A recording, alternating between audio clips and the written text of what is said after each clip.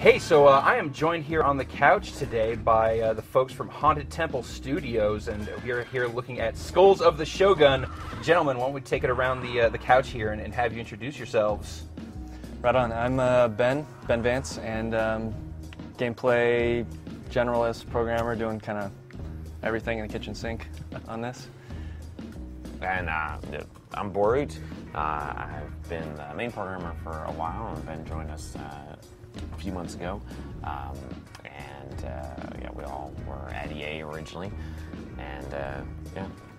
I'm Jake Castle. I'm the project lead and the director, artist, and animator, and sort of lead designer, I suppose. But we've all been kind of sharing design. Oh, I was going to say, a lot of hats. Yeah. Well, we're three guys, you know. So is this the full team here? This is the full core team. We also have the sound guy, and we have a couple collaborators that are helping out in bits and pieces, but we're the core guys. Yeah, we're very multidisciplinary. I mean, all of us in various roles. Like, I mean, I've worked on AI for a long time, and gameplay, so it was always kind of like half designer, half programmer, and same for the rest of these guys. Yeah. Awesome. Well, then I can think of no better group of people to show off Skulls of the Shogun here. So let me sort of just walk you through, give you a quick setup here. Give us the spiel. Let's go, So, Jake. obviously red versus blue in this case. Yeah. There's different colored teams, but these guys chose red and blue today. You've got different types of units. These guys are here right now. What he's selecting is the cavalry. So the cavalry has the greatest movement radius. Okay. And they have sort of an average attack and an average defense, as you can see over there in the scroll. So this is just a kind of top level here. We're looking at turn-based strategy. Turn-based strategy. But it doesn't look like you're on a hard grid necessarily. No. We've kind of thrown away a lot of the conventions, and we're sort of reinventing the wheel in a couple different ways. But it definitely has its sort of core set in the Final Fantasy Tactics, Advanced Wars, Shining Force, that kind of stuff. It's an easier game to get into, and there's less units, and each unit has sort of got its own pros and cons. So the cavalry, like I said before, have the biggest movement radius. The archer that he has selected now over there has an average movement radius, and he's really powerful. You can see he's got the longest range attack because he's got arrows. Yeah. But he's got a really weak defense, so keeping him sort of outside of the main fray is a good idea. But he's got really powerful ranged attacks. So in the game, as any good strategy game, you've got resources that you need to capture. But here we're ghosts, so we haunt stuff. So he can either haunt this fox shrine or the rice paddies. In this game, rice is sort of one of the main currencies. I mean, it's set in Japan, after all, medieval Japan. You get rice, and you can use the rice to buy magic spells, and you can buy more units as well. So every time they haunt something, they leave this fireball on that structure that's haunted now. You can see the rice is disappearing here. As that fireball goes, it'll burn away the rice. So the rice is a finite resource.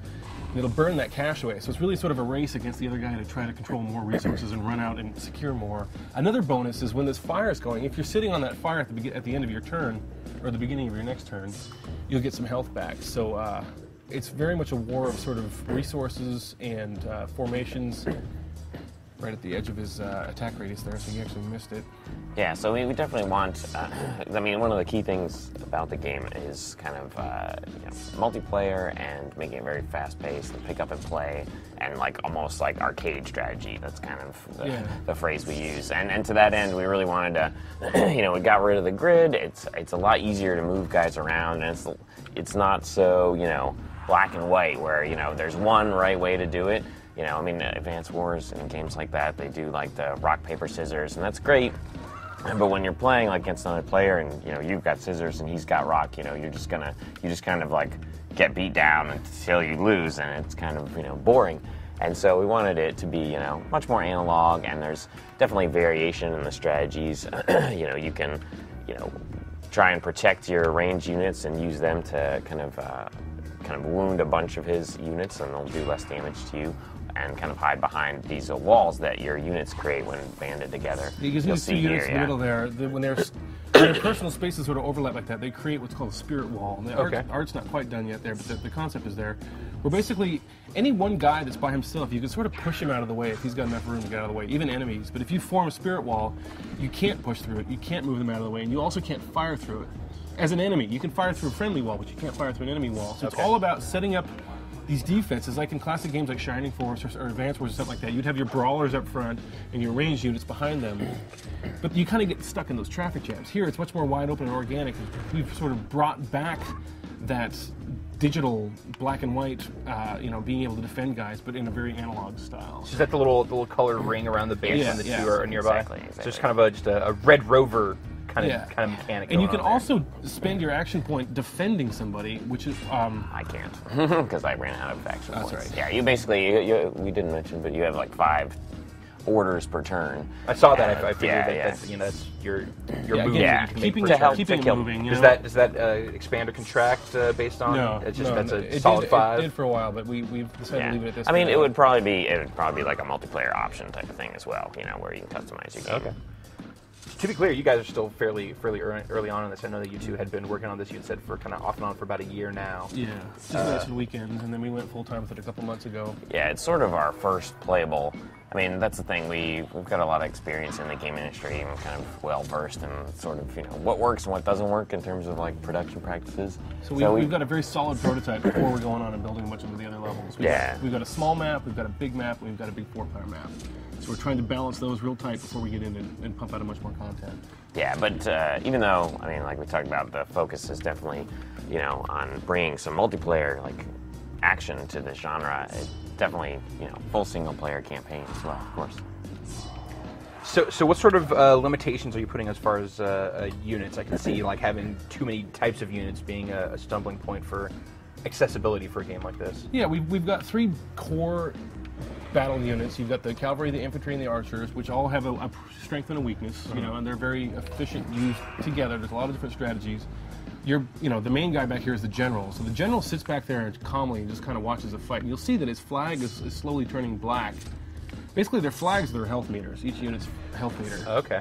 And they go from sort of red or blue, whatever, down to white when they're losing health. But as it goes up to black, it's actually going up to 20 hit points. So the general will sit there, and every turn that he waits and you don't activate him and bring him into the fight, he gets a little bit more powerful. So it's kind of a balanced game of when you want to activate him versus when the other guy activates him.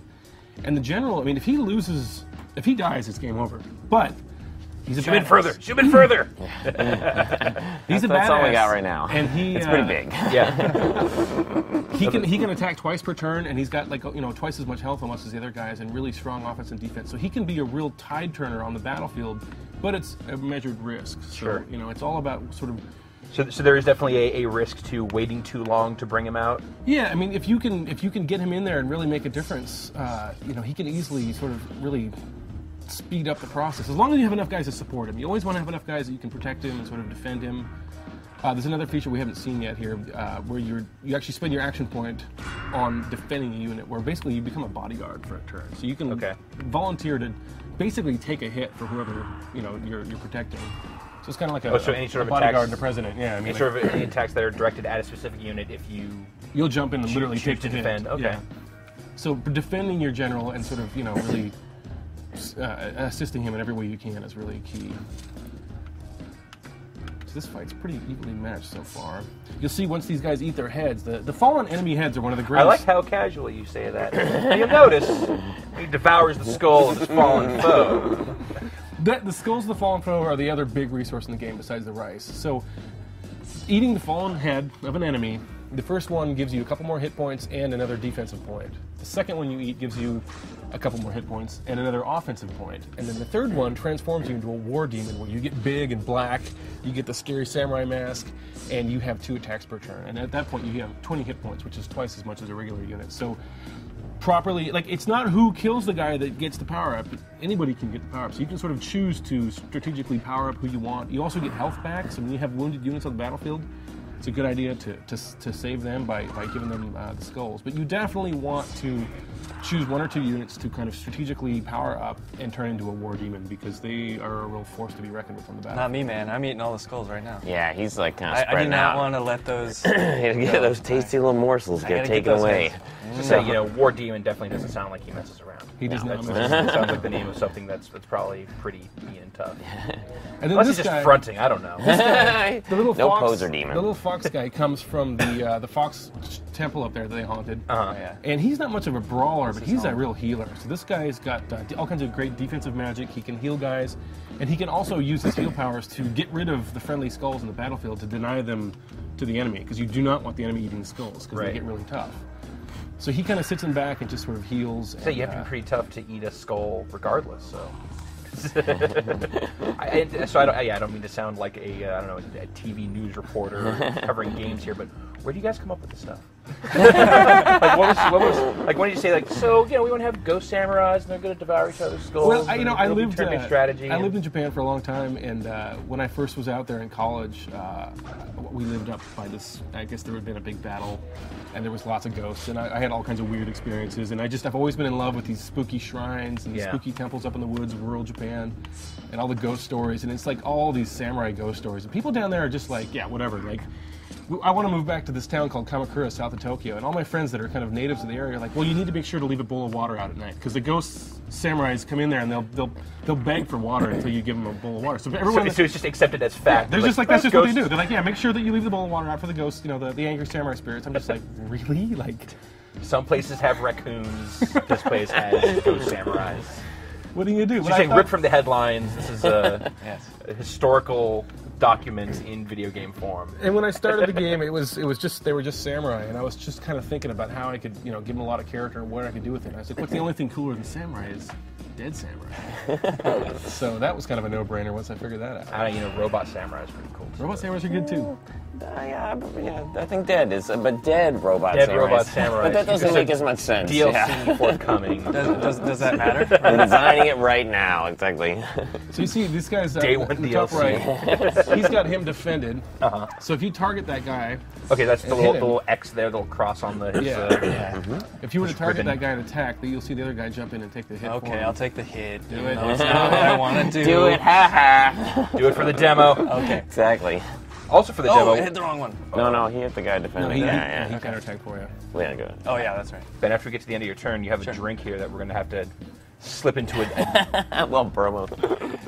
We'll have to slip into this quick look here at some point. All right. I'm not quite sure what's going on with that giant scroll. We're not going to worry about that. Yeah, please don't look at this call- area right here. Don't look at that. That is Pay no not attention. final art. Giants. It is also not final scale. So it looks like Red's getting their forces kind of split up here. They better kind of get their stuff back. I'm distracted. He's got kind of a mob up here that's going to get pretty ugly. Excuses. I don't want to hear it. So there, you notice, the collision will kind of block your attacking. You Yeah, gotta take that into account. Can't get So it. it's I see a lot of analog control, but there's not like any sort of actual action mechanics to the battling. It's still just Well, no, it's not like It's completely you hit the turn-based. button. Okay, Yeah, yeah. exactly. Hit You the just button like them. and- It's just that we're trying to make it as fast-paced and as action-feeling as possible while still being turn-based. Yeah. I mean, we have tossed around a few ideas trying to make even that a little more actiony, but we're pretty happy with how it is. So you guys come from places where they're pretty big teams. How is kind of like that design decision process It's being awesome. There's no one telling us what not to do. All we do is we're like, we have a good idea.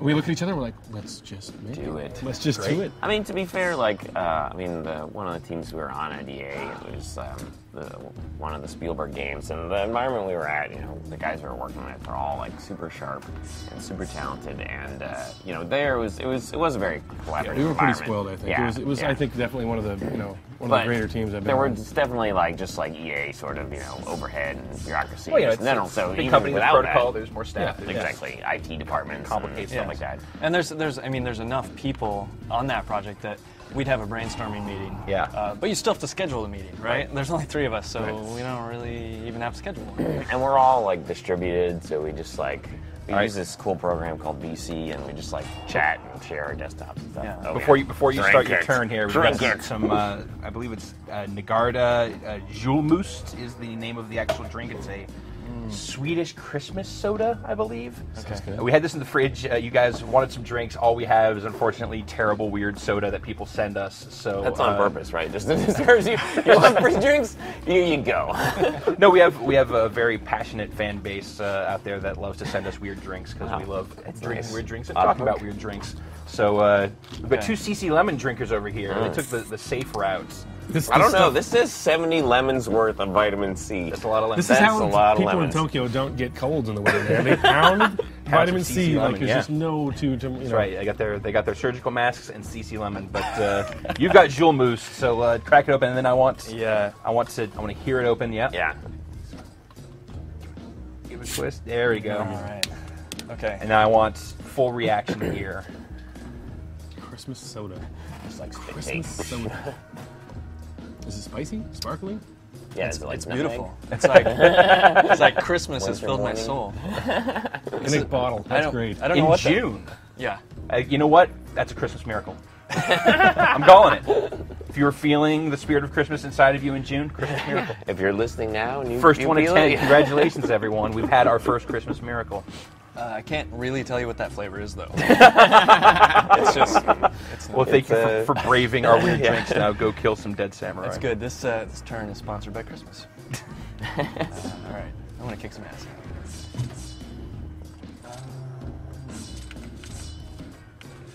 What's your plan? What's your strategy here? What's going through your mind here? I'm looking. We got this guy down here, and he's kind of all by his lonesome. Yeah. I would pick out the weak. Yeah, might be good to pick him up. See, we got these no, clumps up don't here. do that. Yeah. He's got these guys. Yeah. teams. They're all weak. You can go for them. Yeah. We got 3-on-3 up here. I do want to pick them off. Like I see the advantage of kind of bundling your guys some, but then Yeah. like when you want to do any movement, you're gonna have to burn through so many orders to get them all at the Get same them together, location exactly. again. And it is kind of sometimes advantageous to let the one little lone archer sort of sneak around and like think. Yeah. So I mean, one of the nice things here is you can I knew that actually was gonna go down. I can go up to these guys and see on the scroll exactly how much damage I'm gonna do. Right. So I know if I'm gonna kill him or not, and it might not be worth it. for Wait. us So how do you to take tell? the shot. How do you tell based on the So scroll? yeah, so I can see my guy blue versus red, Uh-huh. and red's gonna take 3 hit points. Oh, okay. This thing on the right. I was Yeah, looking yeah, at that four, scroll. Yeah. so- And so he's got 4 hit points, and I'm not gonna kill him. I'm gonna take him down to 1. I'd rather kill him, so I'm just gonna wait. But I will. Talk a little bit more about these other these actions that you keep pulling up here that you're, Okay, right you're on. spending stuff on. Well, this guy, I mean, the fox monk is one of the animal spirit monks that can do a few more advanced things. They can still attack, they can still defend, they can do all the regular actions, but then they can also do spells. And he's all about defense, so he can heal guys and do defensive spells. So he's gonna heal this guy up. Plays a little flute. And then there's a few more monks that we're still going to put into the game. There's one that's kind of... Top secrets. What are you doing? all right. Your world premiere right here. We will. We'll be We've back had in a couple months. In pieces, yeah. Don't want to ruin your PR plan for me. I know. Yeah. It's an elaborate 20-step process that we've Oh, but We've always, got- always yeah. leave it to Our the people developers to working go on and it. blow it and say all the secrets beforehand. God damn it. Plus, the nice thing is we won't get in trouble because it's our game, right? We should probably check with ourselves first, though. Yeah. Yeah, that we just did. That was it. We did? Live. Well, let's You call never it. even haunted your summon temple. Oh, crap. Tell him. What is this? This is 2 against 1. That was just a casual observation, it sounded like. He's not picking sides. I got a You better plan. move that I got out a there plan, I too, swear. because he's not going to last long. That's That's true. there. Jake's helping me out. Thanks, Jake. There's a neutral skull on the ground there too.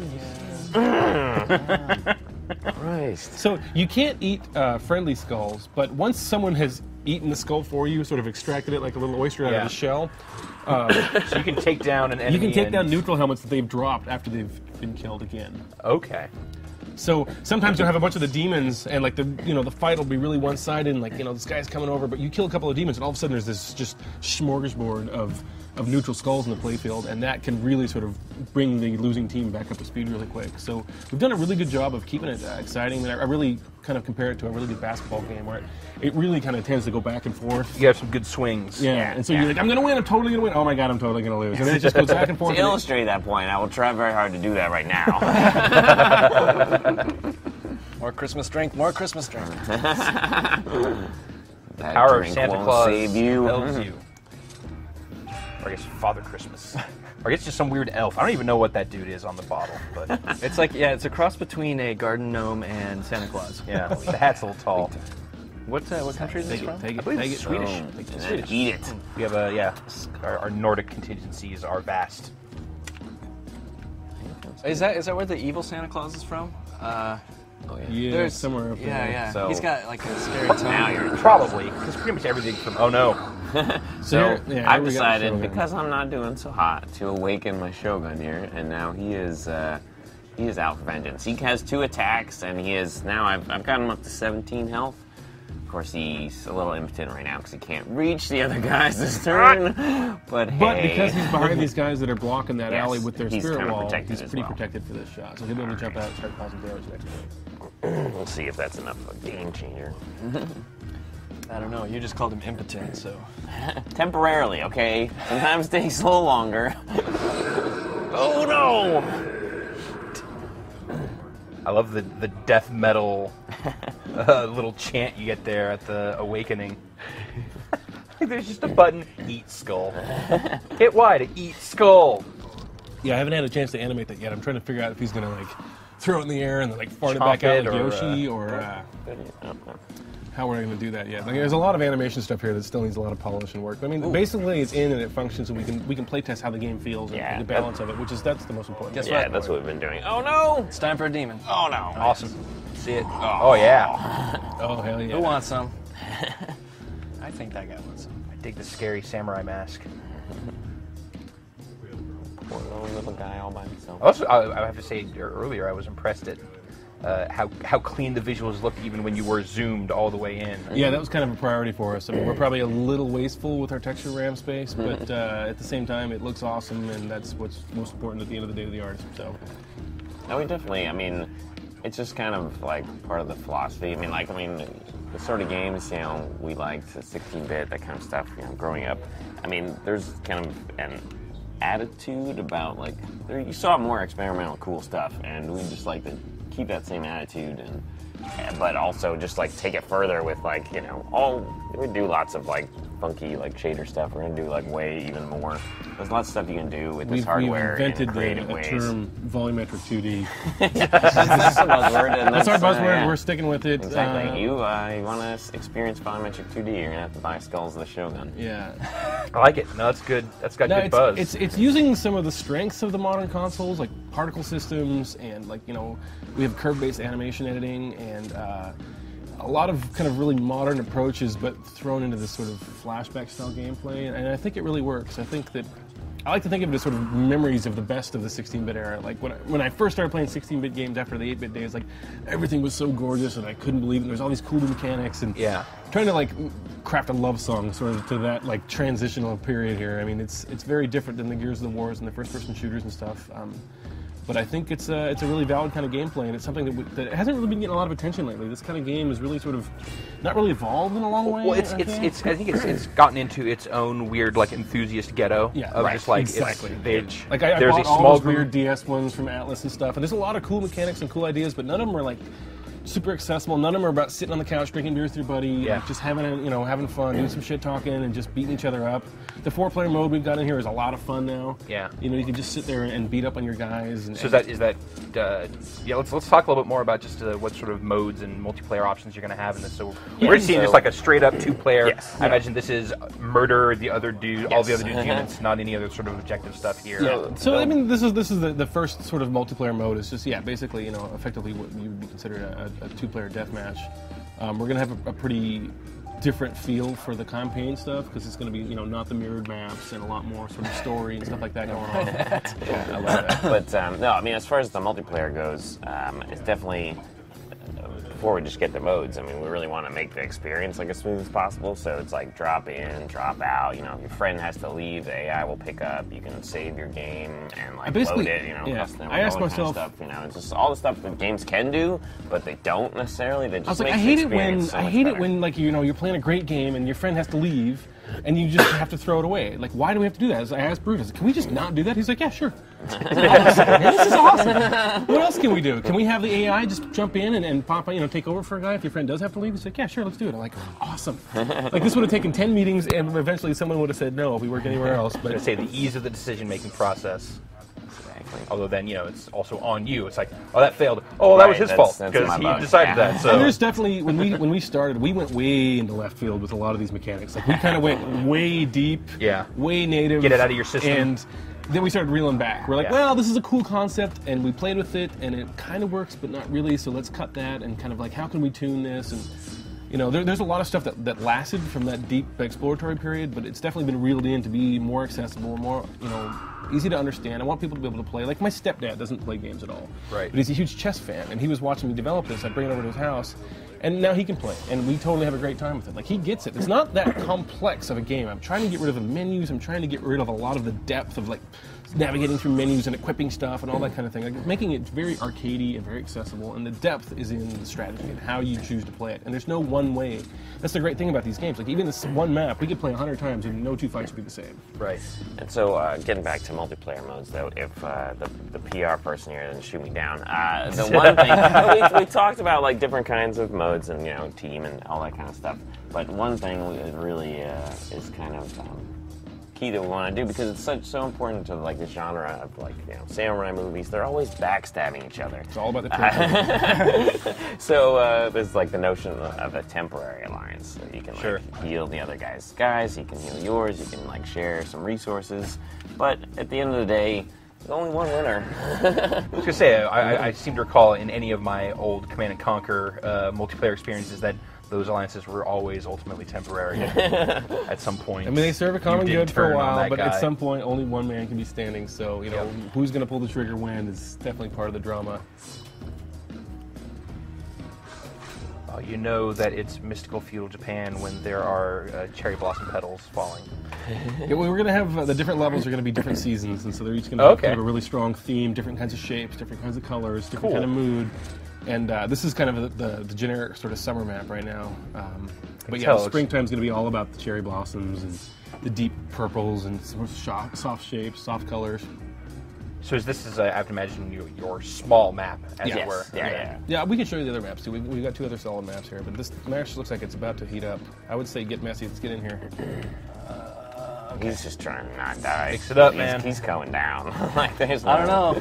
I don't know. Can you pull it out? You gotta get at least a couple more attacks in there on me. Look at who I got sitting down here. No, you can reach me. Couple more attacks, you say? I got a couple of those right here. Oh yeah. Ignore that arrow sticking out of his shirt too. It's I don't know what that is. Shall we do it? Let's do it. Do it. Do it. No, I was coming back. So this is going to be some awesome, flashy. Imagine everything awesome here. This screen, like it's cool to have the stats, but it's the a UI. little, I was just say, well, let's, It's we'll little call bare this, bones we'll call just this yet. pre-alpha. Yeah. I know Yes. it's Well, everyone's I thought we were going to make it look worse. no, that was not the plan. Oh, see, that's one of those creative, meaning collaborative like that. decisions. We're can gonna- do we're really gonna have quick, to, really yeah, quick. fight it Yeah, out a let's little make it bit. look better. purity of the passive aggressiveness. Should we, I really appreciate. Do you want to should jump like in another? Do we have room? We for just another show the controller if we have player. Let's see. Did we blow it up? Did we Yeah. crash it? No. Shall we? Yeah. You want to play, Jake? sure. I got another one. Oh yeah. 4? 4. Craziness. I like Craziness. green. Oh boy. Wait, but you can't start until I. All right, we got 4 players in. Let's dance. So you're going for 4-player max here. This is the. Are you Yes. 3P? Probably. So hit. There we just go. hit confirm. There you go. It's still like, we don't want it to get too crazy. More than 4 would probably be a bit much. As far as like mode stuff for this, are you? There's- What are you aiming for? Right now, we're balancing just sort of the standard issue, team deathmatch thing. Yeah. I want to do some sort of not capture the flag, but sort of King of the Hill stuff. Okay. Like haunting a temple, and whoever can kind of hold on to it the most will win. There's some NPC characters we're starting to design now that I think could come into something like this too, with doing some sort of some even further multiplayer stuff. Did we talk about single player yet? Yeah, little instead bit. of seasons, yeah, and stuff Oh, like right. that. The whole, you want to explain the whole, when it's not your turn, the just kind of impetus of the story? It's your sort of typical samurai drama. That you're a great samurai general in life, and you get betrayed basically at the last second in a big war, and you wake up on the ship of the dead, and basically you're being shipped off to a. Hey, that's boy. not useful. No, it's not. Nobody wants that. You wake up on a boat going to the shores of the dead, and the guy who killed you also was killed in the same battle, and he got there early and took credit for your goals and got shipped off to the sweet position working for the Shogun directly. And you go AWOL and go nuts and basically go after him, taking on this guy and the Shogun. As a ghost. As a ghost general, with your legions of loyal followers. So who's who? Just for... I'm blue. I believe I'm yellow. Yes. I like yellow. So I'm right again. Yellow is my favorite as well. I don't know why. Is there just something about the color combinations with the skulls? I think so, and it's the crest too. If you look at the crest, it's a little different. Pretty on the funny. Oh, helmet. okay. Oh, yeah. You can zoom in with the triggers. Oh, yeah, it's me. And then a little Going further. little button. So then UI in the bottom, on the right yeah. kind of explains what you can do. And, you know, why So a haunt is to kind of claim these Yes. spots here? Mhm. All right. And then you hit A to confirm. Confirm it. So I'm just using the right analog stick Now, to just cut I top. would, one thing to note is you can sort of, as long as you haven't committed with that guy, Yeah. you can sort of go back to him later and move him again. So you only get 5 moves per turn. It's very complete. Like it's not like most of these tactical turn-based strategy games where you activate a guy, you do his thing, and then he's done and he's finished. Right. In this, you can sort of keep flipping back between the guys you've activated until like the very end of the round, basically. Yeah. So what I was going to say was make sure you use the cavalry for what he's good for, which is going farther. So don't use the cavalry generally to grab something right next to you.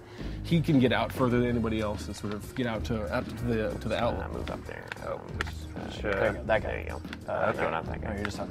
there we go. Yeah, see, so you like, go. yeah, go get the shrine up there. That's good. Haunt that. Got one more left here. So you're just kind of at your limit. But he could go grab that summon shrine there. There you go. Here we go. Confirm it. And, just bring you forward a little bit. That'll do there. All right. Yeah, there you go. On to the next. Oh, Ben, that's going to give you a little payback from last time, but I can't. The rock's in the way.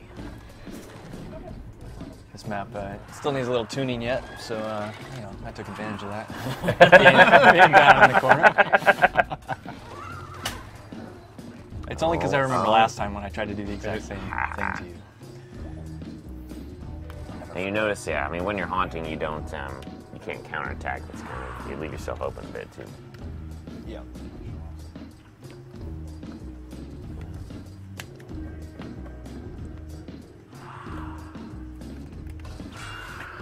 All right, gentlemen. I am afraid that we will not have time to run through a full one of these 4-player games here on tape, but I think we get a good little taste of what you've got going on here in Skulls of the Shogun. I want to thank all you guys for coming and Thanks for having giving us. us a look at the Yeah, game. fun. So let's talk just real quick. Platforms that you're going for. Well, we don't have a publisher signed yet, and depending on who we talk to in the next couple of days, it could go a couple different ways. We're aiming. We're developing this in XNA for XBLA and PC for sure.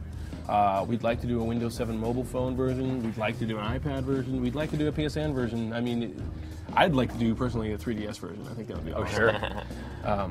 But it's not really, not all that's decided yet. But I mean, the XBLA version is definitely. You got the versions that we are definitely working on already. Yeah, exactly. So, if no publisher, then I'm just going to assume then any sort of release date is in the future. In the future, I mean, we've kind of hit a critical mass here with sort of what we're doing. Like, we know the game we're going to make now, and we're going to kind of jump more out of the exploratory phase, more into kind of a heavy production phase. We're going to be pumping out more content with the single player and the multiplayer maps and stuff like that. We would like to finish this year, hopefully. Okay. Well, thank you guys so much for an early look at the game. Once again, that's Skulls of the Shogun, Haunted Temple Studios. There you have it. Thank you. Thank you. Yeah.